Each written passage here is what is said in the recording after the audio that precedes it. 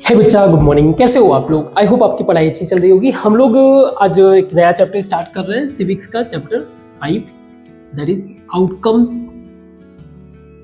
Outcomes of democracy. तो democracy को लेकर हम लोगों ने क्लास 9th में काफी बातें डिस्कस किया था, है ना। हम लोगों ने कंपैरिजन भी देखा है डिक्टेटरशिप और डेमोक्रेसी के बारे में।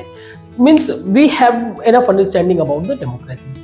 तो डिस्कशन में एक बात समझ में आया कि democracy is admired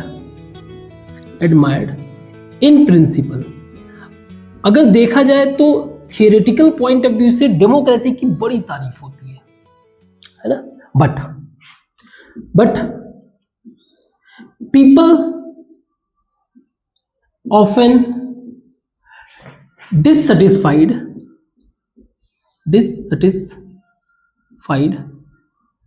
with it in practice। मीन्स अगर उसका प्रैक्टिकल फॉर्म में देखा जाए तो आपको मिल जाएंगे पीपल बहुत ही ज्यादा उससे दुखी रहते हैं कि नहीं, डेमोक्रेसी बहुत प्रॉब्लम क्रिएट करता है। हमारे कंट्री में भी देख सकते हो। तो पहले हम लोग ये समझते हैं कि अच्छा, इस दोनों प्रॉब्लम को आप कह सकते हो this is the dilemma of the dilemma मतलब कंफ्यूजन, डिलेमा ऑफ डेमोक्रेसी। ये क्या है? एक तरह से डिलेमा यानी कि कंफ्यूजन है डेमोक्रेसी को लेकर। नाउ हम लोग उस बातों को भी समझ लेते हैं कि लोग इसकी तारीफ क्यों करते हैं, व्हाई पीपल सपोर्ट। तो इसको सपोर्ट क्यों मिलता है? सपोर्ट मिलने का सबसे बड़ा रीजन है इसके मोरल रीजंस। इसके कुछ मोरल रीजंस है, जैसे डेमोक्रेसी में आपको एक चीज मिलेगा कि इट प्रमोट्स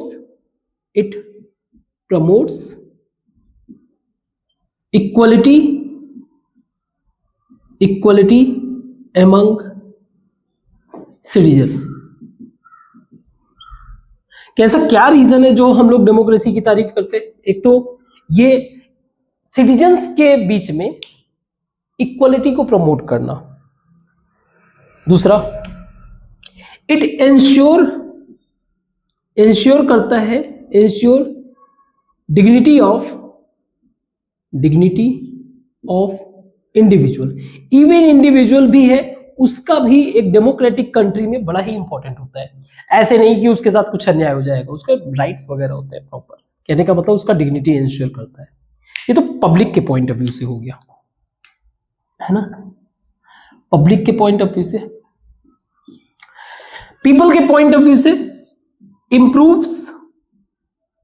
गवर्नमेंट के पॉइंट ऑफ व्यू से इंप्रूव्स क्वालिटी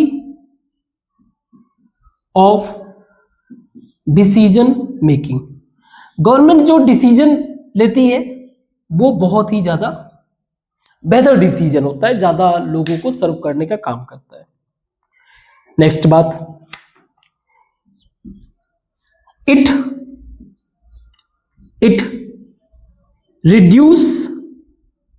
रिड्यूस या एक तरह से कह सकते हो इट प्रोवाइड्स, कह लो it provides method to resolve conflict.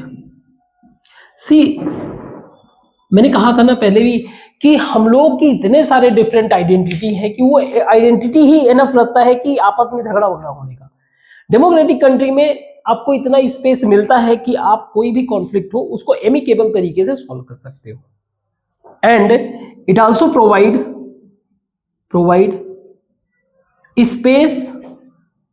Space to correct own mistake.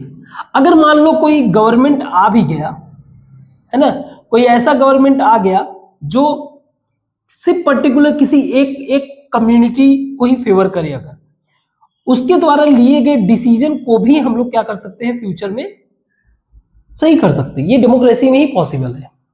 सो ये हमारे क्या है, मोरल रीजंस हैं जिसके कारण हम लोग डेमोक्रेसी को क्या करते हैं, सपोर्ट करते हैं। मींस इन प्रिंसिपल ये अच्छा लग रहा है। इवन अगर आज प्रेजेंट टाइम में हम लोग देखें मोर देन 100 कंट्रीज ऐसे हैं, मोर देन 100 कंट्रीज हैं जहां पे हमें डेमोक्रेसी देखने को मिलता है। डेमोक्रेसी हमें क्या देखने को मिलता है ना, डेमोक्रेसी देखने को मिल रहा है तो कुछ बातें उसमें कॉमन मिलेगा ही। तो कॉमन क्या है, जैसे कि वहां पे फॉर्मल कॉन्स्टिट्यूशन होना, फॉर्मल कॉन्स्टिट्यूशन, इस कॉन्स्टिट्यूशन के थ्रू गवर्नमेंट कैसे फॉर्म करेगा, क्या होगा, ये सारी चीजें। तो जैसे रेगुलर इलेक्शन आपको मिल सकता है, रेगुलर इलेक्शन आपको देखने को मिल सकता है। अब क्योंकि बहुत सारे कंट्रीज हैं, हर एक कंट्रीज में, जैसे हमारा ही कंट्री बहुत ज्यादा डाइवर्सिटी है, तो प्रॉपर पॉलिटिकल पार्टीज वगैरह देखने को मिल जाएगा, पॉलिटिकल पार्टीज देखने को मिल जाएगा। इसके अलावा आपको दिखेगा गारंटीड राइट्स, मींस सिटीजन के पास अधिकार भी होंगे। तो ये वो बातें हैं मेजर, वो बातें हैं जो आपको हर एक डेमोक्रेटिक कंट्री में देखने को मिलेगा। इसके बावजूद ये सारे के सारे कंट्री, ऑल दीज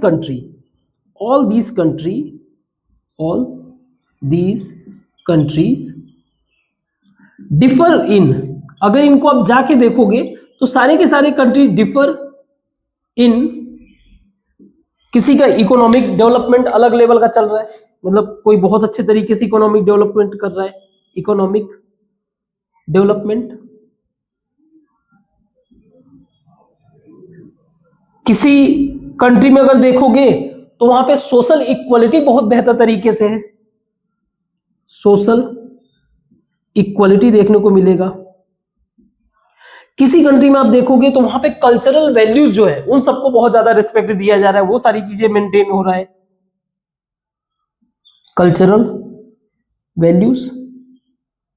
और अगर किसी कंट्री में आप देखोगे पॉलिटिकल स्टेबिलिटी, जैसे आप इसके एग्जांपल भी आप चाहो तो देख लो, पॉलिटिकल स्टेबिलिटी। जैसे इकोनॉमिक डेवलपमेंट, आज प्रेजेंट टाइम में अगर देखा जाए तो दुनिया में सबसे तेजी से ग्रो करने वाला कंट्री क्या है, इंडिया। पर क्या यहाँ पे सोशल इक्वालिटी है प्रॉपर? अभी भी अमीर और गरीब का गैप अच्छा खासा है। कल्चरल वैल्यू के पॉइंट ऑफ व्यू से आप देख सकते हो, जैसे कि मान लीजिए बांग्लादेश हो गया, पाकिस्तान हो गया, ये भी डेमोक्रेटिक है, वहां पे कल्चरल वैल्यूज को ज्यादा ध्यान नहीं दिया जाता है। पॉलिटिकल स्टेबिलिटी, मान लीजिए नेपाल हो गया, अभी नेपाल का सिचुएशन देखे थे, अभी बांग्लादेश का भी वहां पे, तो सारे के सारे कंट्री क्या है, किसी न किसी पैरामीटर्स में डिफर है। तो बट पीपल सेटिस्फाइड, मतलब डिससेटिस्फाइड क्यों है? तो पीपल के साथ प्रॉब्लम ये है, पीपल एक्सपेक्ट डेमोक्रेसी का मतलब, people expect democracy to resolve, people ये सोचते हैं कि डेमोक्रेसी का मतलब ये है कि जो भी कंट्री के अंदर प्रॉब्लम्स है, to resolve problems such as, to resolve problems, जैसे कि पॉवर्टी। उन्होंने ये मान लिया कि अगर डेमोक्रेटिक कंट्री है तो पॉवर्टी को खत्म करेगा, अनएम्प्लॉयमेंट जैसे प्रॉब्लम को खत्म करेगा, अनएम्प्लॉयमेंट जैसे प्रॉब्लम को खत्म करेगा। कंट्री के अंदर किसी भी तरीके का इनइक्वालिटी देखने को नहीं मिलेगा, यानी कि इनइक्वालिटी जैसे प्रॉब्लम को खत्म करेगा, एंड मेजर करप्शन को खत्म करेगा, ऐसा लोगों को लगता है। सो व्हेन पीपल, जब देखते हैं कि these problem continue, when people see, when people see these problems continue, कि आप डेमोक्रेसी तो बना दिए लेकिन अभी भी ये प्रॉब्लम कंटिन्यू है, so they start to blame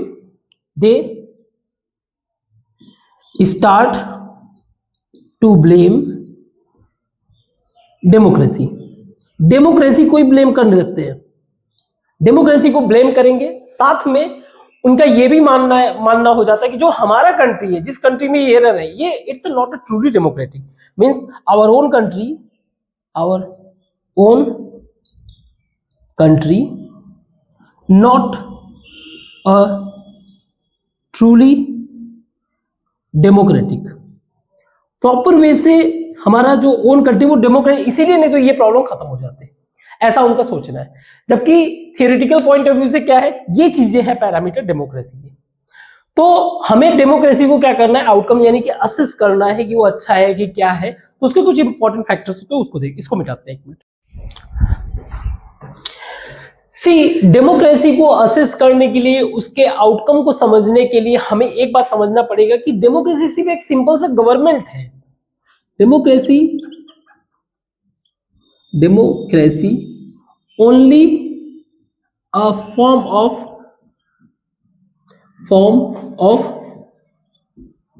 government, सिर्फ एक फॉर्म ऑफ गवर्नमेंट है। तो ये करता क्या है, इट क्रिएट्स फेवरेबल कंडीशन।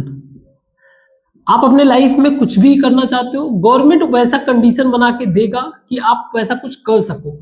क्या ऐसा नहीं होता है? गवर्नमेंट करता भी है, आप चेक करो कुछ भी पॉइंट ऑफ व्यू से। अगर आपको लगता है कि नहीं होता तो फिर इसका मतलब ये है कि आपकी अंडरस्टैंडिंग थोड़ी सी वीक है। खैर, क्रिएट फेवरेबल कंडीशन। दूसरा, गवर्नमेंट प्रोवाइड अपॉर्चुनिटीज, आपको मौके भी देती है। और अगर आपको लगता है कि जो भी गवर्नमेंट है वो सही तरीके से वर्क नहीं कर रहा है, इट आल्सो गिव्स मेथड या मैकेनिज्म फॉर चेंज। आपको अगर बदलना भी है तो उसका मैकेनिज्म भी अवेलेबल है डेमोक्रेटिक गवर्नमेंट में। बट इन सब चीज के लिए this all needs active participation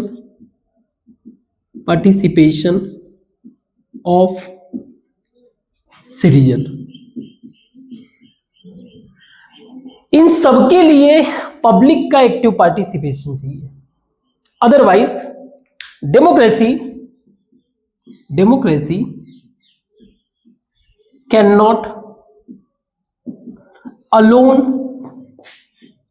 alone gives, या कह सकते can not alone provide perfect outcome automatically. ये ऑटोमेटिकली ऐसे नहीं हो जाएगा कि आपको परफेक्ट आउटकम मिल जाएगा।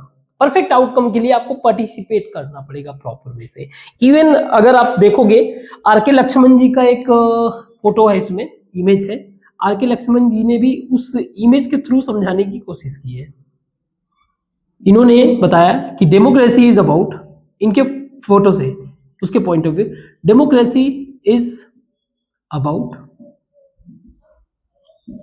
डेमोक्रेसी अगर देखा जाए तो पूरी तरीके से नेगोशिएशन है, कई सारे मल्टीपल इंटरेस्ट है। Means it is about balancing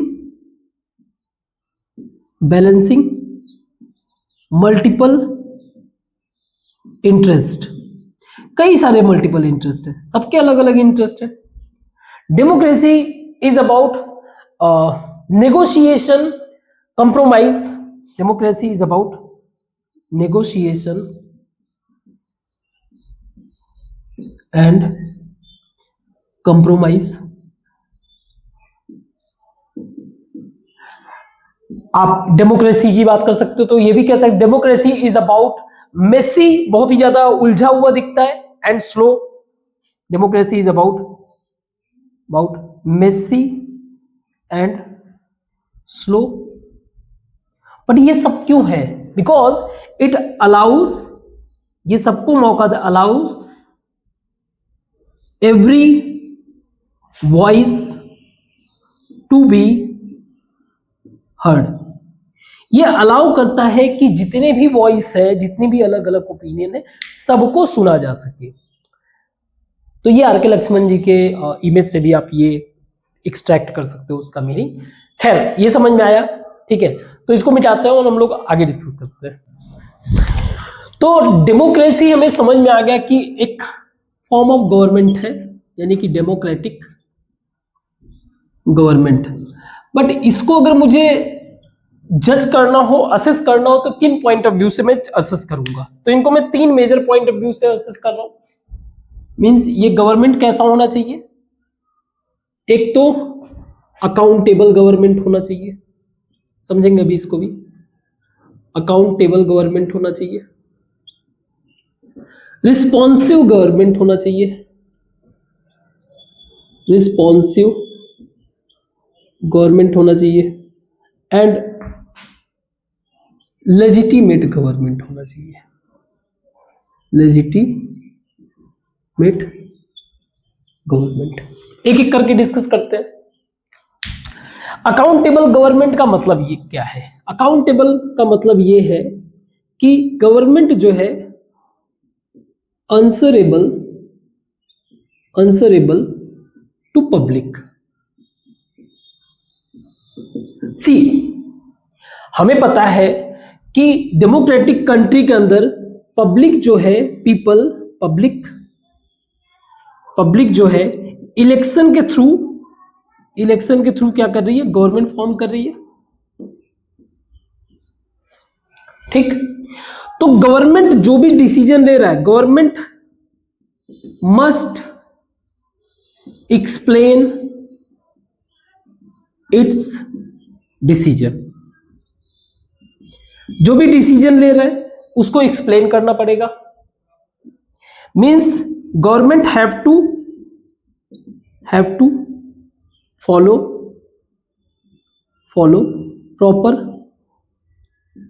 proper rules and regulations.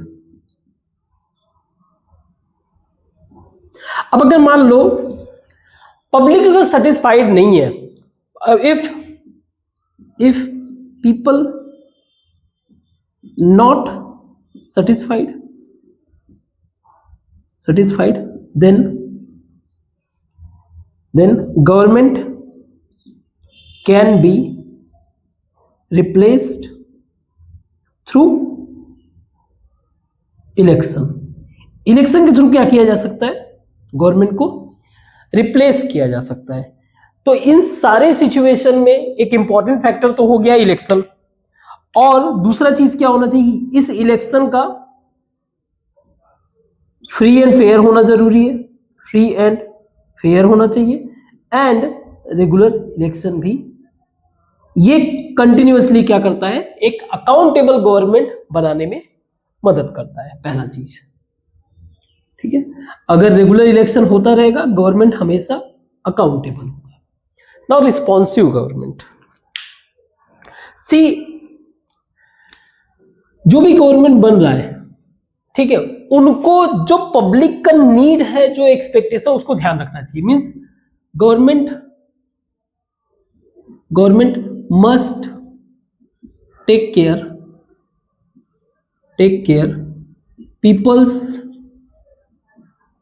Peoples need and expectations.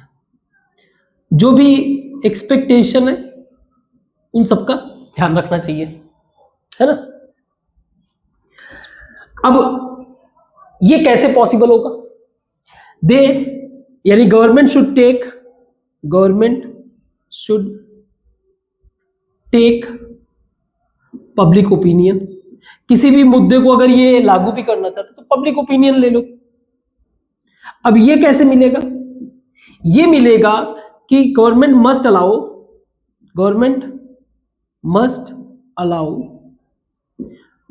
Public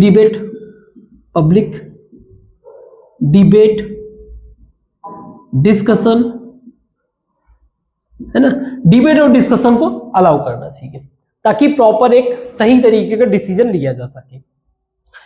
अब इसमें कई सारे बात भी आते हैं, जैसे एक तो यही बात आता है कि क्या डेमोक्रेटिक गवर्नमेंट एफिशिएंट होता है? डेमोक्रेटिक गवर्नमेंट एफिशिएंट होता है? पहला क्वेश्चन। सी, जब भी हम लोग कोई नॉन डेमोक्रेटिक गवर्नमेंट को देखेंगे तो वहां पे क्विक डिसीजन होता है। नॉन डेमोक्रेटिक गवर्नमेंट कोई भी आप पिक कर लो, डेमोक्रेटिक गवर्नमेंट में क्विक डिसीजन देखने को मिलता है। Quick decision. बट इंपॉर्टेंट बात क्या है, क्विक डिसीजन जो है उस डिसीजन का बेहतर होने की गारंटी नहीं है। Quick decision not guarantee of good decision, या फिर ये ऐसा डिसीजन नहीं है जो हर व्यक्ति को सेटिस्फाइड करे या सेटिस्फाइड और सेटिस्फाइड और कि ये सभी को सेटिस्फाइड करे। डेमोक्रेटिक गवर्नमेंट में, डेमोक्रेटिक कंट्री में, डेमोक्रेटिक डिसीजन कह लो, democratic decision slow but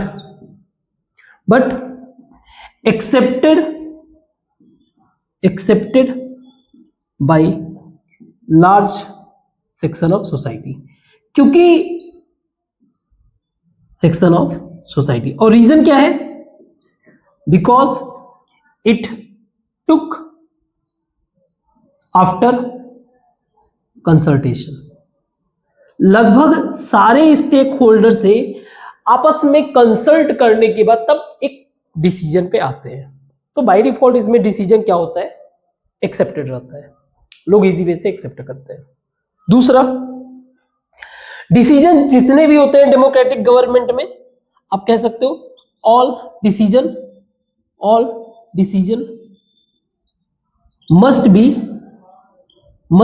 be transparent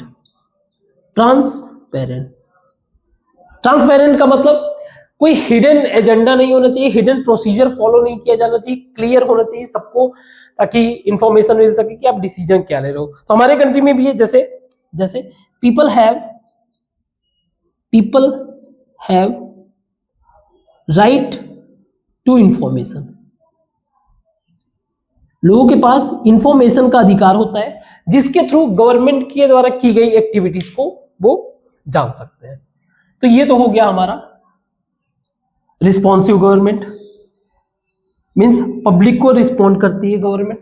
legitimacy क्या है, लेजिटिमेट गवर्नमेंट का मतलब ये है, सी गवर्नमेंट, पहला चीज इलेक्टेड बाय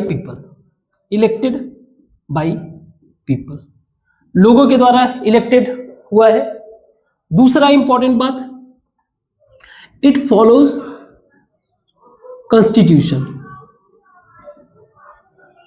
कॉन्स्टिट्यूशन को फॉलो करता है। और क्योंकि ये प्रॉपर इलेक्शन से हुआ है, कॉन्स्टिट्यूशन से फॉलो करता है, और कॉन्स्टिट्यूशन के अंदर पब्लिक के राइट्स भी दिए हुए, गारंटी है। तो कहने का मतलब ये है कि the decision taken by government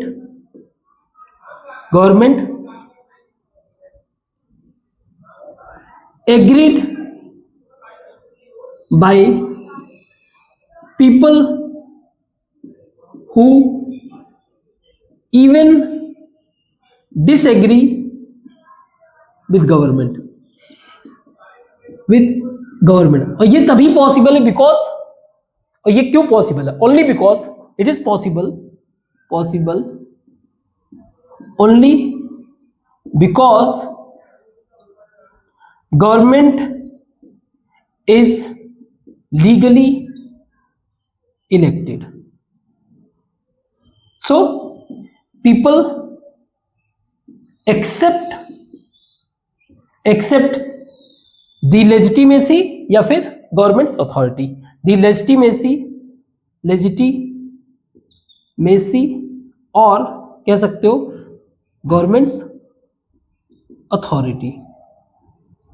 तो ये कहीं ना कहीं गवर्नमेंट का लेजिटिमेट होने का क्या है, एक तरह से जस्टिफाई करता है। तो हम लोग इन पॉइंट्स के तहत जो है किसी भी डेमोक्रेटिक कंट्री को या फिर डेमोक्रेटिक गवर्नमेंट को एसेस कर सकते हैं कि वो कितना अकाउंटेबल है, कितना रिस्पॉन्सिव है, और क्या वो लेजिटिमेट है। लेजिटिमेसी का सबसे बेहतर तरीका क्या है, इलेक्शन के थ्रू, कि वहां पे इलेक्शन हो रहा है कि नहीं, रेगुलर है ना। रेगुलर इलेक्शन होगा, इसका मतलब ये है कि अगर कोई प्रॉब्लम हुआ तो पीपल कैन रिप्लेस, है ना। इसको मिटाते हैं और आगे डिस्कस करते हैं। तो अब तक के डिस्कशन से हमें एक बात समझ में आया कि डेमोक्रेसी का मतलब यह है कि एक बेहतर government, good and accountable government, accountable government. तो इसका मतलब हम लोग डेमोक्रेटिक गवर्नमेंट में क्या इकोनॉमिक डेवलपमेंट को भी कंसीडर कर सकते हैं कि डेमोक्रेटिक गवर्नमेंट में जो है इकोनॉमिक डेवलपमेंट हमें अच्छा मिलेगा, डेवलपमेंट, गुड इकोनॉमिक डेवलपमेंट हम एक्सपेक्ट कर सकते हैं। तो इसको ये बुक में डेटा दिया हुआ है, आप डेटा के पॉइंट ऑफ व्यू से हम लोग 1950 से लेकर लगभग 50 इयर्स का अगर कंपैरिजन करें तो हमने देखा कि जो जितने भी all dictatorship, all non democratic कर देते, डिक्टेटर नहीं बोलते, ऑल नॉन डेमोक्रेटिक गवर्नमेंट है, all non democratic government perform slightly better than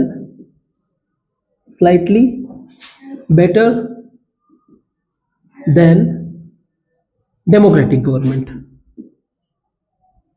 छोटे कंट्रीज को छोड़ देते हैं, डेटा में आपके दिया हुआ है छोटा कंट्री, जैसे इनका जो डेटा है लगभग 4% के आसपास है सबका ग्रोथ, है ना। डेमोक्रेटिक कंट्रीज है उनका 4 से नीचे है और नॉन डेमोक्रेटिक का 4 के आसपास है, प्लस ये बेटर देन डेमोक्रेटिक गवर्नमेंट। तो क्या हम लोग मान लें कि जो है नॉन डेमोक्रेटिक ज्यादा बेहतर इकोनॉमिक परफॉर्मेंस दे सकता है? तो सी, पहली बात ये कि जो अभी का जो हम लोग डेटा कंसीडर कर रहे हैं ये इस बात की गारंटी नहीं दे रहा है, not guarantee for growth for always, growth for always. ऐसा गारंटी नहीं है कि हमेशा नॉन डेमोक्रेटिक गवर्नमेंट का ही जो है ग्रोथ सबसे टॉप पे रहेगा। उसका रीजन है, जब हम लोग इकोनॉमिक ग्रोथ की बात करते हैं, economic growth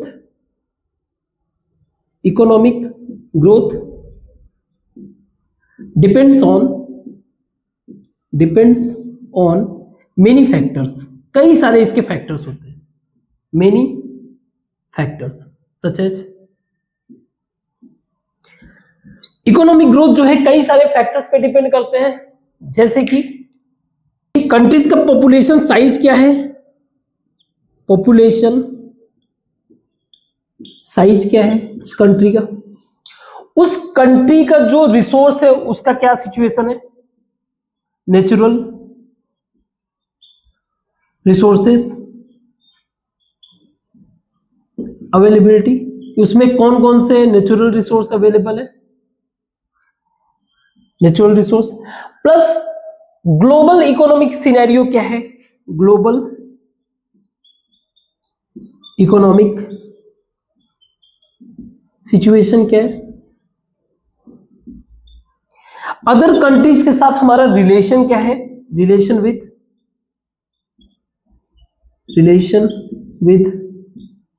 other countries and etcetera. ऐसे कई सारे फैक्टर, कोई एक पर्टिकुलर फैक्टर्स नहीं है जिसपे डिपेंड करेगा इकोनॉमिक डेवलपमेंट, ऐसे कई सारे फैक्टर्स होते हैं जो इकोनॉमिक ग्रोथ डिसाइड करते हैं।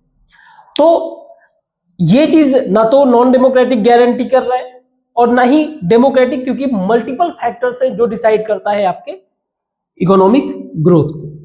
सो आप ऐसा नहीं है कि आप डेमोक्रेटिक में बेहतर नहीं कर, अभी आज प्रेजेंट टाइम का अगर आप कंसीडर करो, पूरे वर्ल्ड में सबसे फास्ट ग्रोथ किसका है, हमारा है। तो गवर्नमेंट से हम लोग, डेमोक्रेटिक गवर्नमेंट से एक्सपेक्ट क्या कर सकते हैं, हमें किस बात की गारंटी मिलती है? कुछ ही बात जो हम लोगों ने पहले भी डिस्कस किया कि एक तो ये इक्वालिटी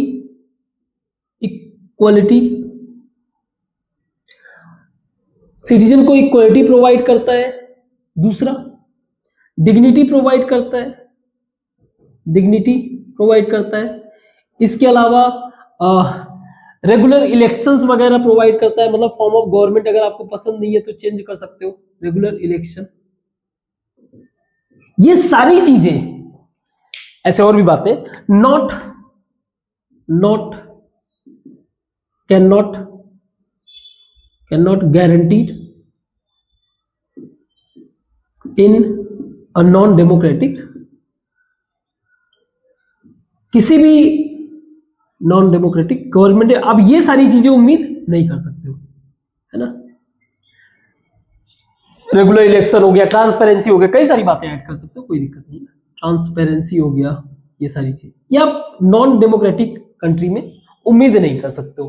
बट ये सारी चीजों होने के बावजूद भी, इक्वालिटी वगैरह सारी इसके बावजूद भी हमें वर्ल्ड में सोशल इनइक्वालिटी खूब देखने को मिलता है। सोशल इनइक्वालिटी, जैसे हमारे कंट्री में भी सोशल इनइक्वालिटी बहुत है। जैसे साउथ अफ्रीका ले लो, डेमोक्रेसी में कुछ कंट्रीज ऐसे हैं, जैसे south Africa huge social inequality, हमारे कंट्री में भी है, चिंता मत करो, लेकिन हम अपने कंट्री में क्यों बुराई करें, पहले इनकी कर लें। तो जैसे इनइक्वालिटी का मतलब ये हो गया कि इनका जो टॉप 10 या 20% पॉपुलेशन कह लो, टॉप 20% पॉपुलेशन जो है, मोर देन 60% नेशनल इनकम का 60% अर्न कर रहा है, जो अमीर लोग हैं। और वहीं बॉटम 20% पॉपुलेशन जो है, मुश्किल से 30% मान लो, 30% 20% मान लो, 20% ऑफ नेशनल इनकम। ये बस समझने के लिए, डेटा इतना इंपॉर्टेंट नहीं है। बट ऐसा नहीं है कि सोशल इक्वलिटी वाले प्रॉब्लम कुछ कंट्रीज में रिजॉल्व नहीं हुआ। जैसे हंगरी को ले लो, हंगरी कंट्री ले लो, यहां पे सोशल इनइक्वालिटी जो है बहुत ही कम देखने को मिलेगा, इनइक्वालिटी वेरी लेस। और वैसे भी जितने भी आप नॉर्डिक कंट्रीज वगैरह हो गया, यूरोप के कुछ कंट्रीज, वहां पे आपको सोशल इनइक्वालिटी कम देगा। तो सोशल इनइक्वालिटी यानी कि सोसाइटी के अंदर जो अमीर और गरीब का जो गैप है, वो डेमोक्रेटिक कंट्री, कुछ डेमोक्रेटिक में बहुत ही ज्यादा देखने को मिलता है और कुछ डेमोक्रेटिक में बहुत कम। तो ये वेरिएशन देखने को मिल रहा है। सो वी कैन से कि variation can be seen in multiple democratic country. But again बात यह है ना कि ये सारी चीजें डिपेंड किस पे करता है, गवर्नमेंट के द्वारा बनाए गए पॉलिसीज पे, पॉलिसीज, लॉज, क्या चीज इनके लिए प्रायोरिटी है, उसके हिसाब से ये सारी चीजों का इंपैक्ट जो है धीरे धीरे। अब जैसे आप कोई भी डेमोक्रेटिक कंट्री पिक करो, खासकर वो जो बहुत ज्यादा ओल्ड होगा, तो उसमें सोशल इक्वालिटी बहुत ही बैलेंस होगा। जो नया नया डेमोक्रेटिक होगा उसमें बहुत ज्यादा देखने को मिलता है। ठीक है, तो आज के लिए बस इतना ही रखते हैं, और बाकी का पार्ट हम लोग जो है कल डिस्कस करेंगे। ठीक, कुछ कहीं कुछ डाउट हो, ये डेटा वगैरह ज्यादा इंपॉर्टेंट नहीं है, डेटा गलत भी हो सकता है, आपके बुक में वैसे दिया हुआ है, आप चेक कर लेना, क्रॉस चेक कर लेना। बस ये कंसेप्ट समझना जरूरी है कि जो प्रॉब्लम हमें फील होता है वो रियलिटी में डेमोक्रेटिक कंट्री के अंदर डायरेक्ट उसका सॉल्यूशन है या फिर स्लोली ग्रेजुअली वो चीज सॉल्व होता है। और अगर वो ऐसा स्लोली ग्रेजुअली सॉल्व होता भी है तो उसके पीछे रीजन क्या है ये भी समझ गए कि हमें बहुत सारा कंसल्ट करना रहता है, बहुत अलग अलग लोगों से जो है, लोगों के जो भी डिमांड रहता है, उनके एक्सपेक्टेशन, उनको भी सर्व करना रहता है। तो आप चेक करोगे, कोई अगर मिस्टेक हुआ हो तो आप नोट डाउन कराओगे, कमेंट बॉक्स में लगेगा, कहोगे तो उसका एक अलग क्लास बना देंगे। ठीक है, तो कल मिलते हैं, थैंक यू।